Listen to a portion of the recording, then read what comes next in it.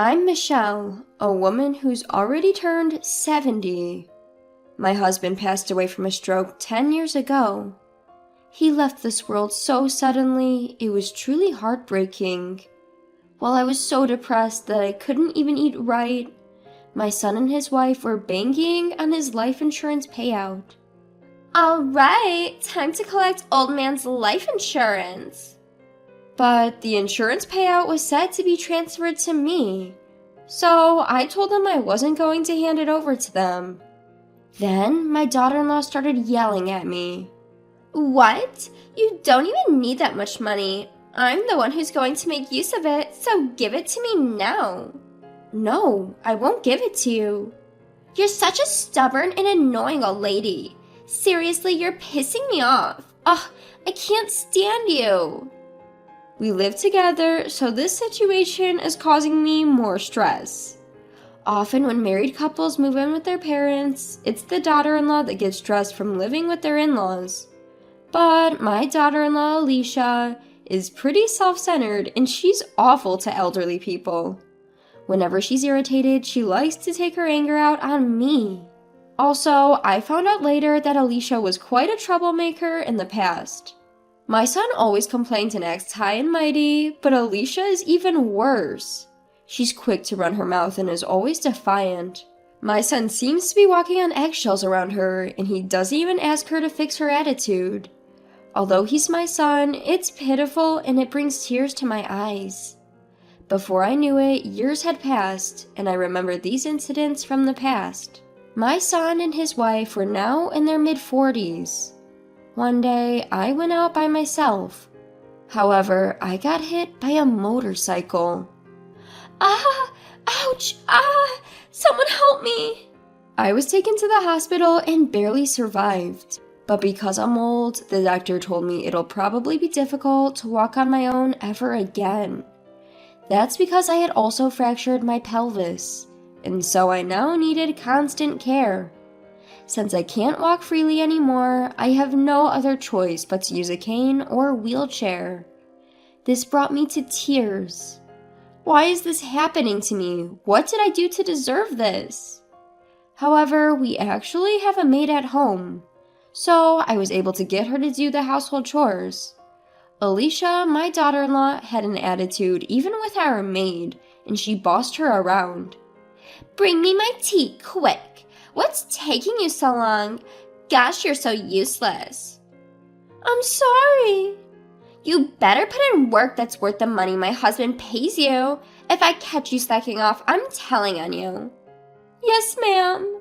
I was disgusted with my daughter-in-law's behavior and apologized to the housekeepers on her behalf. Although they smiled and said it was fine, I'm sure they must have been enraged deep down. I genuinely felt bad. Our maids did the cleaning, cooking, and even went grocery shopping for us. They would also take care of our garden. Thank you for everything, but it's hot today, so you don't have to weed the garden. No, it's almost done. One of the maids, Hannah, had been dedicated to this house for a long time. She is a veteran with the most experience, about 60 years old.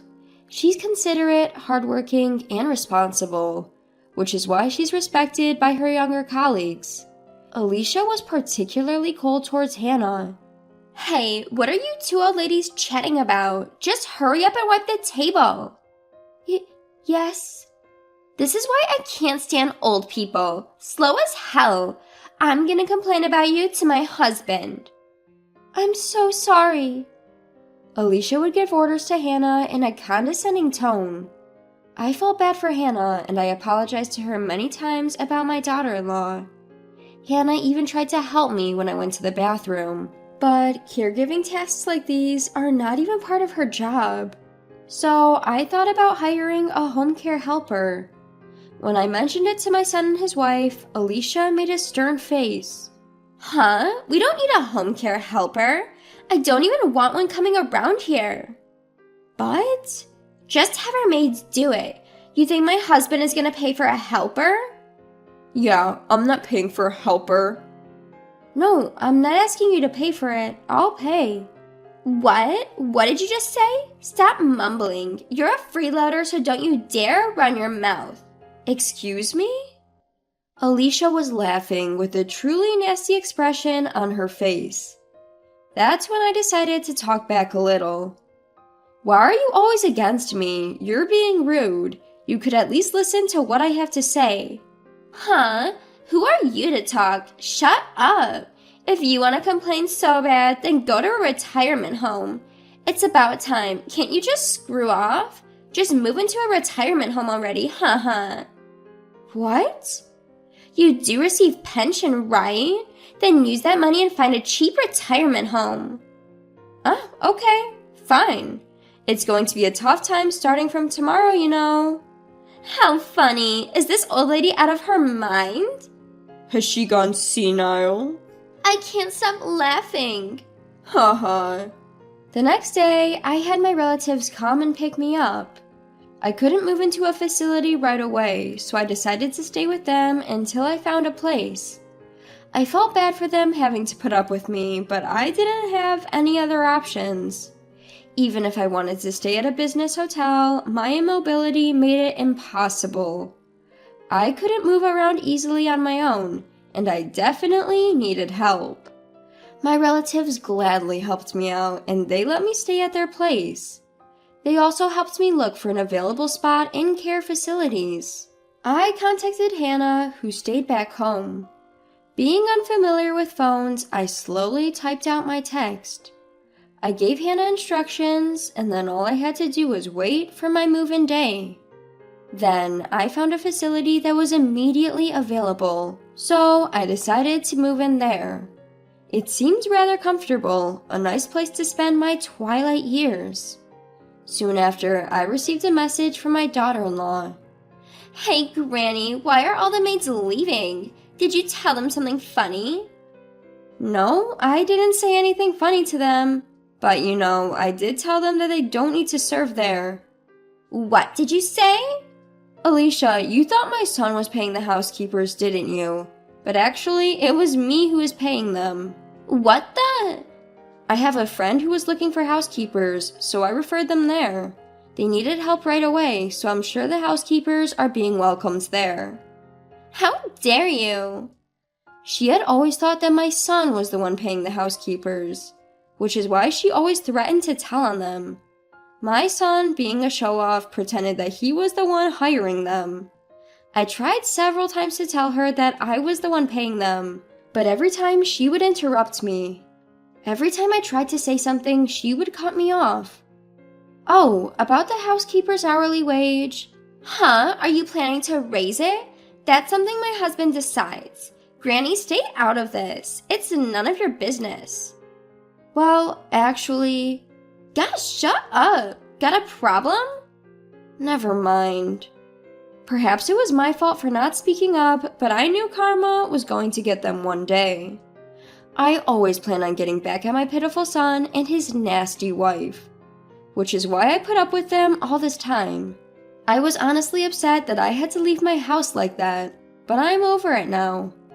In the past, people might have said it was pitiful to have an elderly person stay at a retirement home, but I think otherwise. I get to interact with people my age, and there are activities to maintain my cognitive ability and physical mobility. The food provided here is delicious, and my room is always kept clean so it's comfortable. Moreover, the facility I'm staying at is rather upscale. In fact, I've been investing since I was young, so I have plenty of money. Of course, I let them know about that as well. A few months later, I got a phone call from my son. I picked up the call, wondering what he called for. He was in a frenzy, saying that he was in a big trouble. Help me out, I'm in a real mess. What's wrong? What mess are you talking about? There are bugs everywhere. What should I do? Huh? I don't know how to take out the trash, so I left them in the house, and now bugs are swarming. Turns out my son didn't even know how to take the trash out. He's my child, but I'm truly ashamed. When my husband passed away, I was heartbroken and couldn't do anything, which is why I decided to hire housekeepers. My back was also starting to hurt. It wasn't to the point where I needed care, but I couldn't lift heavy things anymore, so I had no choice. Until then, I had been doing all the housework. My daughter-in-law had already moved in then, but she didn't help around the house at all. Laundry, dishes, I did everything, and they took that for granted. Since the housekeeper started coming, my son and his wife also expected them to do everything around the house.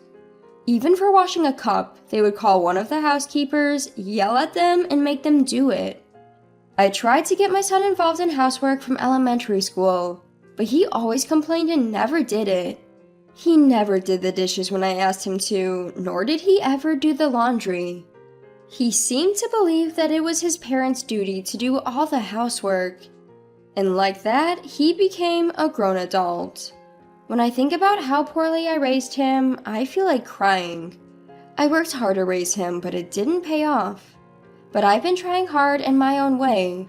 That's why I'm not the only one to blame. I decided to give my own grown son a piece of my mind. I've had enough. No matter how many times I tried to teach you, you always refused, didn't you? This is why you're in such a mess.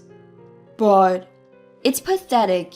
You act as though you are the one hiring the housekeepers, yet you're completely under your wife's thumb. You're so shallow. All you care about is impressing others. But what will my wife think of me if she finds out? I don't want her to think I'm a poor provider. Good grief. All my son cares about is keeping his status. He was already under his wife's thumb. I wonder what he was even trying to prove. I always thought my son was pitiful, but I never thought he was this pathetic. I felt my love for him fading at once.